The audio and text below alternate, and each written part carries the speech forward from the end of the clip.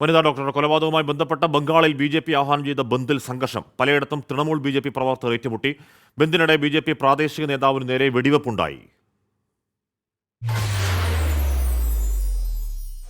മുഖ്യമന്ത്രി മമതാ ബാനർജിയുടെ രാജി ആവശ്യപ്പെട്ട് ഇന്നലെ സെക്രട്ടേറിയറ്റ് വളയിൽ സമരത്തിനെതിരെയുള്ള പോലീസ് നടപടിക്കെതിരെയാണ് ബി.ജെ.പി. ബന്ദിന് ആഹ്വാനം ചെയ്തത്. ബന്ദിൽ സംസ്ഥാനത്ത് വ്യാപക സംഘർഷങ്ങളുണ്ടായി.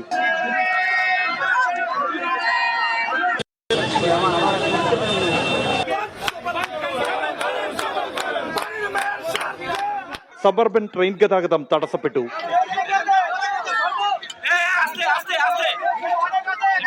ബി.ജെ.പി. പ്രാദേശിക നേതാവ് പ്രിയങ്കു പാണ്ഡെയുടെ വാഹനത്തിന് നേരെ വെടിവെപ്പുണ്ടായി. ആക്രമണത്തിൽ ഡ്രൈവർക്ക് പരിക്കേറ്റു. 6 റൗണ്ട് വെടി ഉതിർത്തെന്നും പിന്നിൽ തൃണമൂൽ അക്രമികളാണെന്നും ബി.ജെ.പി.